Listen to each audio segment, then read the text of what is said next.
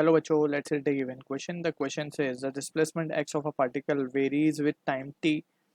X equals to a e raised to minus alpha t plus b raised to b e raised to beta t, where a, b, alpha and beta are positive constant. The velocity of the particle will option A go on decreasing with time, option B be independent of alpha and beta, C drop to zero when alpha is equals to beta, option D given है go on increasing with time.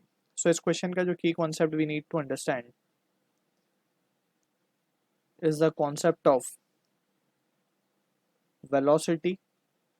So velocity basically हम बात कर रहे हैं velocity, it is defined as the rate of change of displacement, that is displacement with respect to time is defined as the velocity, and precisely we need to call it as to be the average velocity. ठीक है. So इसी का basically हम differential form लिख सकते हैं dx by dt, that is the rate of change of displacement is velocity. So using this we'll answer the question given. So यहाँ पे हमें displacement given है x is equals to a e raised to minus alpha t plus b e raised to beta t. ठीक है.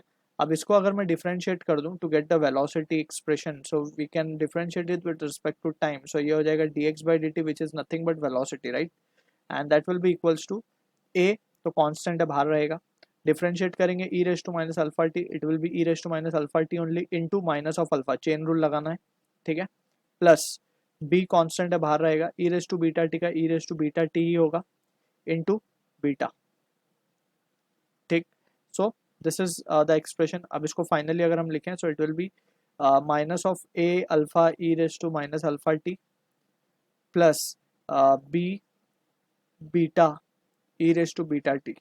अब इस expression को velocity के अगर हम ध्यान से एनालाइज करें, so as t increases, as time increase करेगा तो e raise to minus alpha t, या फिर इसको e अपॉन अल्फा टी भी लिख सकते हैं हम, ये वैल्यू क्या होती जाएगी, डिक्रीज होती जाएगी. टाइम के साथ ये वैल्यू क्या होगी, डिक्रीज होगी. ठीक है. अब इसी के साथ साथ we can say e raise to beta t की वैल्यू क्या होगी, it will keep on increasing, यानी कि ये वैल्यू हमारे ग्रेटर होगी कंपेयर टू दिस वैल्यू.